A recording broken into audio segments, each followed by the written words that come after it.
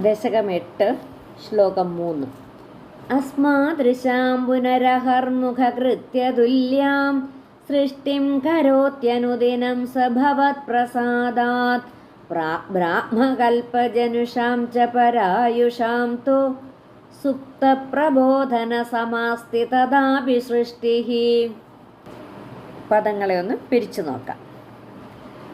അസ്മാദൃശാം പുനഃ അഹർമുഖ കൃത്യതുല്യാം.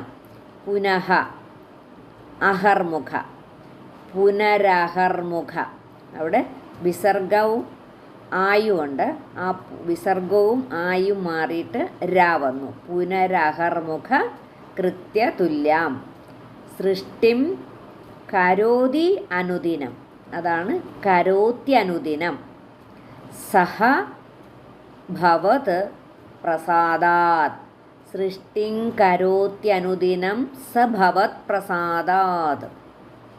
പ്രാഗ് ബ്രാഹ്മകൽപ ജനുഷാം ച പരായുഷാം തു.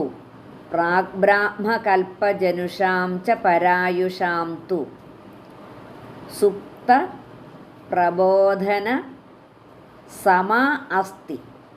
സമാസ്തി. തഥാപി സൃഷ്ടിഃ. സുപ്തപ്രബോധന സമാസ്തി തഥാപി സൃഷ്ടിഃ. അസ്മാദൃശാം പുനരഹർമുഖകൃത്യതുല്യാം സൃഷ്ടിം കരോത്യനുദിനം സഭവത്പ്രസാദാത് ബ്രാഹ്മകൽപജനുഷാം ച പരായുഷാം തു സുപ്തപ്രബോധനസമാസ്തി തഥാപി സൃഷ്ടിഃ.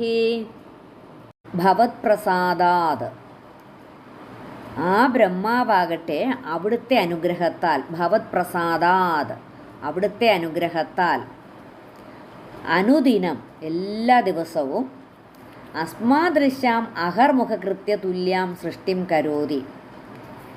നമ്മളെപ്പോലെയുള്ള ജനങ്ങൾ പ്രഭാതത്തിൽ ചെയ്യുന്ന സ്നാനാദി കൃത്യങ്ങളെപ്പോലെ ലോക സൃഷ്ടികർമ്മം അനുഷ്ഠിക്കുന്നു. എന്നുവെച്ചാൽ ദിവസവും സൃഷ്ടികർമ്മം ചെയ്തുകൊണ്ടിരിക്കുകയാണ്. അതൊരു ദിനചര്യ പോലെ അങ്ങനെ ചെയ്തുകൊണ്ടിരിക്കുകയാണ്, സൃഷ്ടി ചെയ്യുകയാണ്. പ്രാഗ് ബ്രാഹ്മകൽപജനുഷാം പരായുഷാം അപിതു എന്നുവെച്ചാൽ പ്രാഗ് പണ്ട് ബ്രാഹ്മകൽപജനുഷ എന്ന് വെച്ചാൽ ആ ബ്രാഹ്മകൽപ്പത്തിൽ ജനിച്ചവരായ, എന്ന് വെച്ചാൽ നൈമത്തിക പ്രളയത്തിൽ ബ്രഹ്മാവിൽ ലയിച്ച പരായുഷാം അഭിത്തു ചിരഞ്ജീവികൾക്ക് പോലും, ചിരഞ്ജീവികൾക്കും മുതാ സുപ്ത പ്രബോധന സമാ സൃഷ്ടി അസ്ഥി. മുതാ സുപ്ത പ്രബോധന സമാ സൃഷ്ടി അസ്ഥി.